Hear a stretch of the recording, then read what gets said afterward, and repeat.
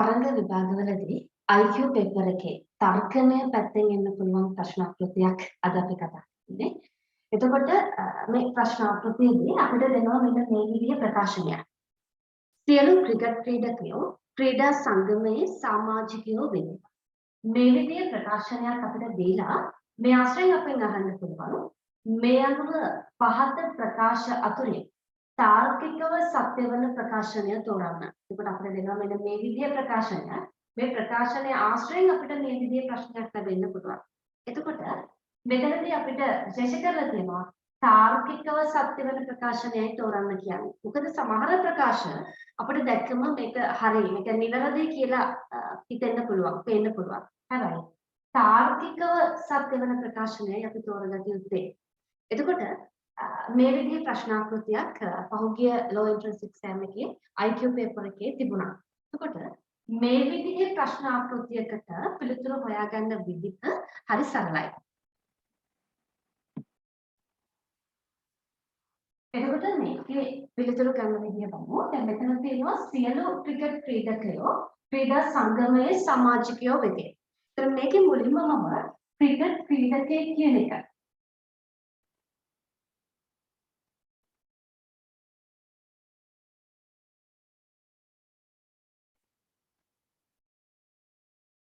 Cricket ක්‍රීඩකයෙක් කියන එක මම ඒ කියලා ගන්නවා.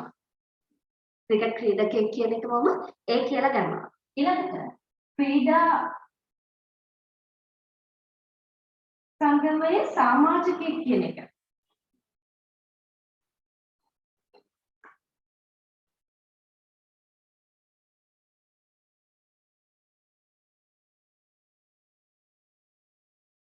ක්‍රීඩා සංගමයේ සමාජිකයෙක් කියන එක මම B කියලා ගන්නවා. එතකොට අපේ ප්‍රකාශනයේ දීලා තියෙනවා සියලු ක්‍රිකට් ක්‍රීඩකයෝ ක්‍රීඩා සංගමයේ සමාජිකයෝ වෙති කියලා. මම මේකේ ක්‍රිකට් ක්‍රීඩකයෙක් කියන එක A කියලා ගන්නවා. ඊළඟට ක්‍රීඩා සංගමයේ සමාජිකයෙක් කියන එක B කියලා ගන්නවා. එතකොට මේ ප්‍රකාශනය අපිට ලියා ගන්න පුළුවන්. මේ අදහස ගන්න පුළුවන් මෙන්න මේ විදිහට. කවුරු හරි ක්‍රිකට් ක්‍රීඩකයෙක් නම් කවුරු ක්‍රිකට් ක්‍රීඩකයෙක් නම් එයා ක්‍රීඩා සංගමයේ සමාජිකයෙක් වෙනවා. මෙයා කවුරු හරි ක්‍රිකට් ක්‍රීඩකයෙක් නම් එයා ක්‍රීඩා සංගමයේ සමාජිකයෙක් වෙනවා කියන එක තමයි මෙතන මේ කියන්නේ. එතකොට අපි ක්‍රිකට් ක්‍රීඩකයෙක් කියන එක A කියලා ගත්තා. එයා ක්‍රිකට් ක්‍රීඩකයෙක් නම් එයා අනිවාර්යයෙන්ම ක්‍රීඩා සංගමයේ සමාජිකයෙක් වෙනවා. මතක තියාගන්න මේ තියෙන සමාන ලකුණ නෙමෙයි. අපිට සමාන කරන්න බෑ ඒක. එතකොට ඔන්න මම ප්‍රකාශනයේ අදහස මේ විදිහට ලියාගත්තා. මේ කියන්නේ මේ ලියලා තියෙන මේ අදහසම තමයි. කවුරු හරි ක්‍රිකට් ක්‍රීඩකයෙක් නම් එයා අනිවාර්යයෙන්ම ක්‍රීඩා සංගමයේ සමාජිකයෙක් වෙනවා කියන අදහස නෙමෙයි තියෙන්නේ. එතකොට මේ කියන අදහසම ආයෙම ලියන්න පුළුවන් තව එක විදිහක් තියෙනවා මෙතන. මේ ප්‍රකාශනයේ කියන අදහස මේ විදිහට ලියාගත්තා වගේම මේකේ අනිත් පැත්ත ලියා ගන්න පුළුවන්. ඒ කියන්නේ මෙතන කියනවා කවුරු හරි ක්‍රිකට් ක්‍රීඩකයෙක් නම් එයා අනිවාර්යයෙන්ම ක්‍රීඩා සංගමයේ සමාජිකයෙක් වෙනවා. ඒක මේ ලියාගත්තා. එතන මේකේ මේ අදහසම අපිට අනිත් පැත්තට කියන්න පුළුවන්. දැන් අපි ගමු මේකේ අනිත් පැත්ත කවුරු හරි ක්‍රීඩා සංගමයේ සමාජිකයෙක් නොවෙනව නම් එතකොට මොකද වෙන්නේ? දැන් කවුරු හරි ක්‍රිකට් ක්‍රීඩකයෙක් නම් එයා අනිවාර්යයෙන්ම ක්‍රීඩා සංගමයේ සමාජිකයෙක් වෙනවා. එහෙනම් කවුරු හරි කෙනෙක් ක්‍රීඩා සංගමයේ සමාජිකයෙක් නොවෙනව නම් වෙනවා කියන එක B නම් නොවෙනවා කියන එක අපිට පුළුවන් නිෂේධන B කියලා ගන්න. මෙන්න එතකොට කවුරු හරි ක්‍රීඩා සංගමයේ සමාජිකයෙක් නොවෙනව නම් එතකොට මොකද වෙන්න පුළුවන්? එයා ක්‍රීඩා සංගමයේ සමාජිකයෙක් නෙවෙයි නම් එයා ක්‍රිකට් ක්‍රීඩකයෙක් වෙන්න බැහැ. එහෙනම් ක්‍රිකට් ක්‍රීඩකයෙක් කියන එක A නම් ක්‍රිකට් ක්‍රීඩකයෙක් නොවේ කියන්නේ නිෂේධන ඔන්න එතකොට මෙන්න මේ කියන අදහසට සමානයි. මේ දෙකෙන්ම කියවෙන්නේ එකම අදහස. එතකොට මෙතන මේ කියන්නේ සියලු ක්‍රිකට් ක්‍රීඩකයෝ ක්‍රීඩා සංගමයේ සමාජිකයෝ වෙති. මේකේ අදහස තමයි කවුරු හරි ක්‍රිකට් ක්‍රීඩකයෙක් නම් එයා අනිවාර්යයෙන්ම ක්‍රීඩා සංගමයේ සමාජිකයෙක්. ඉතින් ඒකෙදි ක්‍රිකට් ක්‍රීඩකයෙක් කියන එක A කියලා ගත්තා. ක්‍රීඩා සංගමයේ සමාජිකයෙක් කියන එක B කියලා ගත්තා. එතකොට ඔය අදහස අපි මෙතන ලියාගත්තා. කවුරු හරි ක්‍රිකට් ක්‍රීඩකයෙක් නම් එයා අනිවාර්යෙන්ම ක්‍රීඩා සංගමේ සමාජිකයෙක්. ඔන්න මේ අදහස ලියාගත්තා. ඊළඟට මේ අදහසම ලියන්න පුළුවන් තව විදිහක් තියෙනවා. මේ අදහසටම සමාන තව අදහසක් තමයි මේ. ඒ කියන්නේ කවුරු හරි ක්‍රීඩා සංගමේ සමාජිකයෙක් නෙවෙයි කියන්නේ එයා ක්‍රිකට් ක්‍රීඩකයෙක් නෙවෙයි. ක්‍රීඩා සංගමේ සමාජිකයෙක් කියන්නේ B නම් ක්‍රීඩා සංගමේ සමාජිකයෙක් නොවේ කියන්නේ නිෂේධන B. එතකොට ක්‍රීඩා සංගමේ සමාජිකයෙක් නෙවෙයි නම් එයා ක්‍රිකට් ක්‍රීඩකයෙක් වෙන්න බෑ. ක්‍රිකට් ක්‍රීඩකයෙක් කියන්නේ A නම් ක්‍රිකට් ක්‍රීඩකයෙක් වෙන්නේ නැහැ කියන්නේ නිෂේධන A.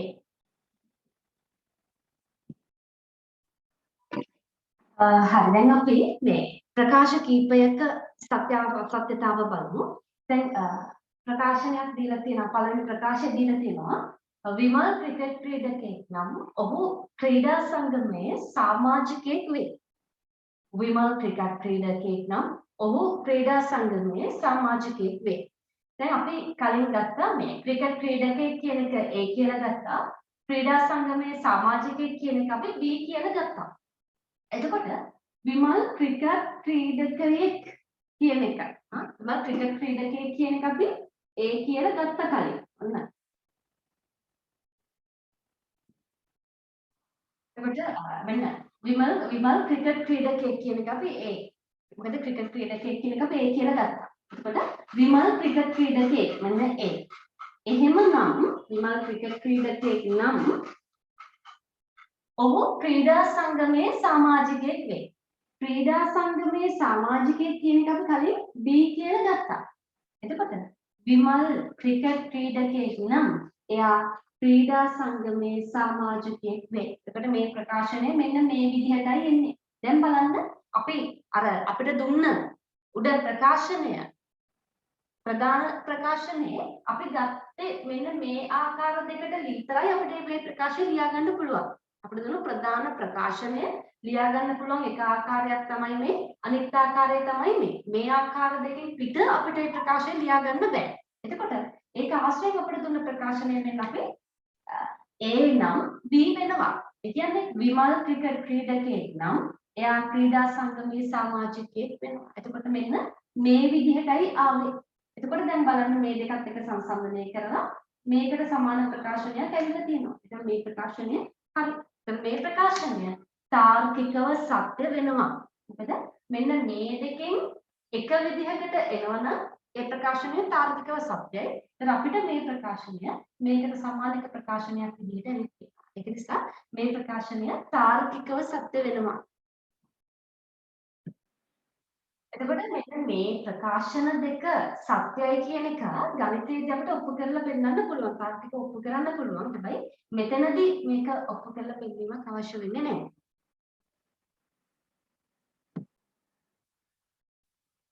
අපිට ලැබෙන දෙවෙනි ප්‍රකාශනය මේ තියෙන්නේ කසුන් ක්‍රිකට් ක්‍රීඩකයෙක් නොවේ නම් ඔහු ක්‍රීඩා සංගමයේ සමාජිකයෙක් නොවේ. කසුන් ක්‍රිකට් ක්‍රීඩකයෙක් නොවේ නම් ඔහු ක්‍රීඩා සංගමයේ සමාජිකයෙක් නොවේ. එතකොට ක්‍රිකට් ක්‍රීඩකයෙක් වේ කියන එක අපි ගත්තේ A කියලා. එතකොට මෙතන තියෙන්නේ ක්‍රිකට් ක්‍රීඩකයෙක් නොවේ. ක්‍රිකට් ක්‍රීඩකයෙක් වේ කියන්නේ A නම් ක්‍රිකට් ක්‍රීඩකයෙක් නොවේ කියන්නේ නිෂේධන A. එතකොට මෙන්න කසුන් ක්‍රිකට් ක්‍රීඩකයෙක් නොවේ නම් කසුන් ක්‍රිකට් ක්‍රීඩකයෙක් නොවේ නම් ඔහු ක්‍රීඩා සංගමයේ සමාජිකයෙක් නොවේ. ඔහු ක්‍රීඩා සංගමයේ සමාජිකයෙක් නොවේ. ක්‍රීඩා සංගමයේ සමාජිකයෙක් වෙනවා කියන එක අපි ගත්තේ B කියලා. එහෙනම් ක්‍රීඩා සංගමයේ සමාජිකයෙක් නොවේ කියන්නේ නිෂේධන B. එහෙනම් නිෂේධන A වෙනවා නම් නිෂේධන නිෂේධන A වෙනවා නම් නිෂේධන B වෙනවා කියලායි මේ කියන්නේ. ඒ කියන්නේ කසුන් ක්‍රිකට් ක්‍රීඩකයෙක් වෙන්නේ නැත්නම් එයා ක්‍රීඩා සංගමයේ සමාජිකයෙක් වෙන්නේ නැහැ කියලායි මෙතන කියන්නේ. එතකොට මේ ප්‍රකාශන දෙකත් එක්ක අපි බලනවා. මෙතන තියෙන්නේ A වෙනවා නම් B වෙනවා සහ B නොවෙනවා නම් A වෙන්නේ නැහැ කියලා. එතකොට මෙතන දීලා තියෙන එකයි එක්ක මේ දෙක සංසන්දනය කරලා බලනවා. මෙහෙම එකක් මේකට ගැලපෙන්නේ නැහැ. එතකොට මේ විදිහේ ප්‍රකාශනයක් මෙතන නැහැ. එහෙනම් මේක තාර්කිකව සත්‍ය වෙන්නේ නැහැ.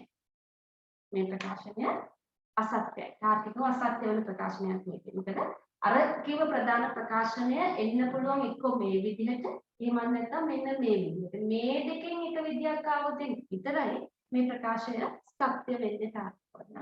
ඒ නිසා මේ අපිට දෙන දෙවෙනි ප්‍රකාශනය අසත්‍ය වෙනවා.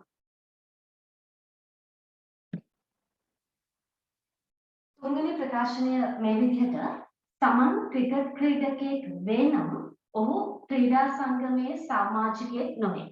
සමන් ක්‍රිකට් ක්‍රීඩකයෙක් වෙනම් ඔහු ක්‍රීඩා සංගමයේ සමාජිකයෙක් නොවේ. එතකොට ක්‍රිකට් ක්‍රීඩකයෙක් කියන එක අපි ඒ කියලා ගත්තා. එතකොට සමන් ක්‍රිකට් ක්‍රීඩකයෙක් සමන් ක්‍රිකට් ක්‍රීඩකයෙක් නම් ඔහු ක්‍රීඩා සංගමයේ සමාජිකයෙක් නොවේ. ඔහු ක්‍රීඩා සංගමයේ සමාජිකයෙක් නොවේ. ක්‍රීඩා සංගමයේ සමාජිකයෙක් කියන එක අපි B කියලායි ගත්තේ. එහෙනම් ක්‍රීඩා සංගමයේ සමාජිකයෙක් නොවේ කියන්නේ නිෂේධන B. එහෙනම් මෙන්න A නම් නිෂේධන B වෙනවා කියලායි මේ කියන්නේ. සමන් ක්‍රිකට් ක්‍රීඩකයෙක් වෙනව නම් එයා ක්‍රීඩා සංගමයේ සමාජිකයෙක් නොවේ කියලායි කියන්නේ. දැන් බලමු අපි ප්‍රධාන ප්‍රකාශය ආශ්‍රය. මෙතන තියෙනවා ප්‍රකාශන දෙකක්. අපි ආකාර එකම ප්‍රකාශයේ ආකාර දෙකකට ලියාගත්තා. මේකත් එක්ක සංසන්දනය කරලා බලනකොට මේ විදිහේ ප්‍රකාශනයක් මෙතන ඇවිත් නෑ අපිට. ඒ නිසා මේ ප්‍රකාශනය තාර්කිකව සත්‍ය වෙන්නේ නැහැ. මොකද මේ විදිහේ ආකාරයකට ලියන්න බෑ කියන එක පැහැදිලි. මෙන්න ලියන්න පුළුවන් ආකාර දෙක. මේ ආකාර දෙකෙන් පිට විදිහක් තමයි මේ ඇවිත් තියෙන්නේ. ඒ නිසා තුන්වෙනි ප්‍රකාශනය තාර්කිකව සත්‍ය වෙන්නේ නැහැ. ඒ නිසා මේක අපිට කරන්න බෑ.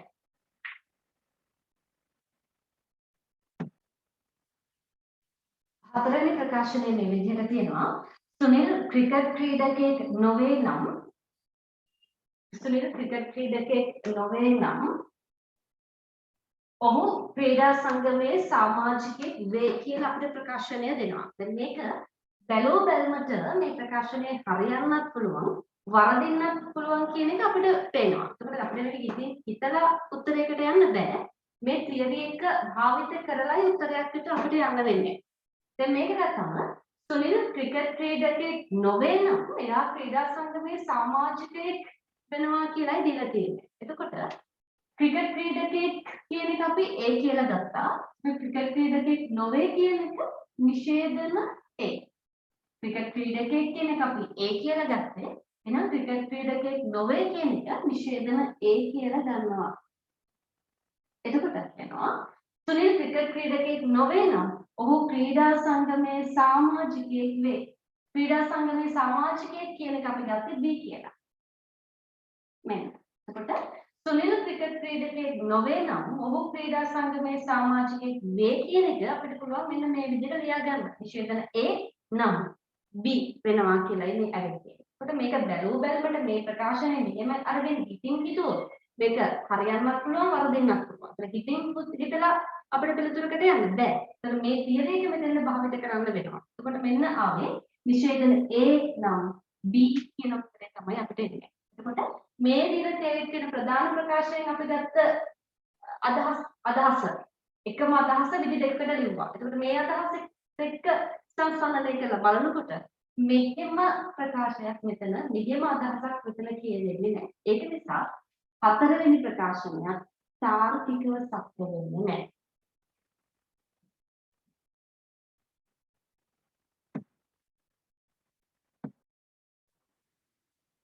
පස්වෙනි ප්‍රකාශනය අපිට දෙනවා නිමල් ක්‍රීඩා සංගමයේ සමාජිකයෙක් වෙනම් ඔහු ක්‍රිකට් ක්‍රීඩකයෙක් වේ. මේ ප්‍රකාශනය අතර කලින් එක වගේමයි මේක හරියන්නත් පුළුවන් වරදින්නත් පුළුවන්. හැබැයි අපිට කියන්නේ තාර්කිකව සත්‍ය වන ප්‍රකාශය තෝරන්න කියලා කියන්නේ. එතකොට නිමල් ක්‍රීඩා සංගමයේ සමාජිකයෙක් වෙනම් ඔහු ක්‍රිකට් ක්‍රීඩකයෙක් වේ. එතකොට ක්‍රීඩා සංගමයේ සමාජිකයෙක් කියන එක අපි ගත්තේ B කියලා. ක්‍රීඩා සංගමයේ සමාජිකයෙක් කියන එක ගත්තේ අපි B කියලා. එතකොට නිමල් ක්‍රීඩා සංගමයේ සමාජිකයෙක් වෙනම් ඔහු ක්‍රිකට් ක්‍රීඩකයෙක් වේ. එතකොට ක්‍රිකට් ක්‍රීඩකයෙක් කියන එක අපි ගත්තේ A කියලා. එහෙනම් නිමල් ක්‍රීඩා සංගමයේ සමාජිකයෙක් නම් ඔහු ක්‍රිකට් ක්‍රීඩකයෙක් වේ. එතකොට මෙන්න මේ විදිහටයි අපිට එන්නේ ප්‍රකාශය. B නම් ඒ වෙනවා කියලායි මේ කියන්නේ. නිමල් ක්‍රීඩා සංගමයේ සමාජිකයෙක් නම් එයා ක්‍රිකට් ක්‍රීඩකයෙක් වෙනවා කියලායි මේ කියන්නේ. ඒකත් දැන් බලනවා මෙන්න මේ අදහසත් එක්ක මේ අදහස් කියන්නේ මේ ප්‍රකාශ දෙකට මේ ලියාගත්ත විදි දෙකට මේ ආව විදිහ ගැලපෙන්නේ නැහැ. ඒක නිසා මේ ප්‍රකාශයක් තාර්කිකව සත්‍ය වෙන්නේ නැහැ. මේ ප්‍රකාශයක් මේ නිසා තාර්කිකව සත්‍ය වෙන්නේ නැහැ.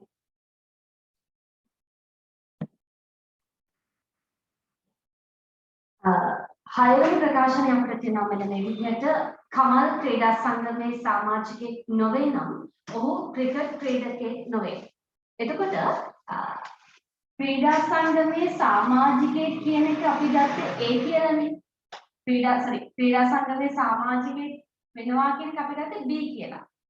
ක්‍රීඩා සංගමයේ සමාජිකයෙක් කියන එක අපි ගත්තේ B කියලා. එහෙනම් ක්‍රීඩා සංගමයේ සමාජිකයෙක් නොවේ කියන එක නිෂේධන B.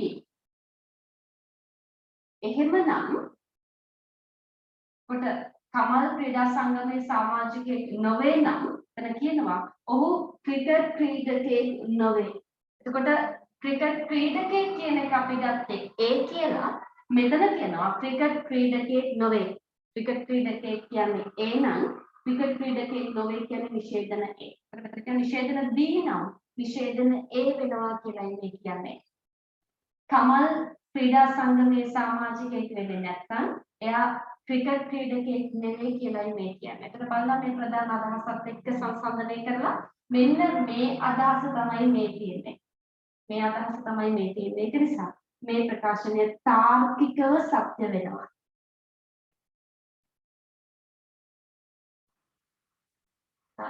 මේ වගේ තර්කණීය ආශ්‍රිත මේ වගේ ප්‍රශ්න ආකෘති වලදී ඔයාලා ඉතින් හිතලා පිළිතුර ගන්න යන්න එපා. මොකද මේකට අපිට මේ ඉතින් හිතලා මේ වගේ ප්‍රශ්න වලදී පිළිතුරු ගන්න ටිකක් අමාරුයි. අනිත් එක තමයි සාමාන්‍ය විභාගයේදී සමහර වෙලාවට ප්‍රකාශන 4-5ක් විතර දීලා උතනින් නිවැරදි තාර්කිකව සත්‍ය වෙන ප්‍රකාශ දෙකක් හෝ ඊට වඩා වැඩි සංඛ්‍යාවක් තෝරන්න ඉන්න පුළුවන්. ඒතකොට හිතින් හිතන්න ගිහිල්ලා එක ප්‍රකාශනයක් හරි වැරදුනොත් සම්පූර්ණ පිළිතුර වැරදෙනවා. ඒ නිසා ඉතින් හිතලා තාර්කිකව සත්‍ය වෙන උත්තරේ තෝරනවට වඩා විභාගෙදී මෙන්න මේ තියරි එක මේ ක්‍රමය භාවිත කරන එක ගොඩක් සුදුසුයි නිවැරදි පිළිතුරකට යන්න.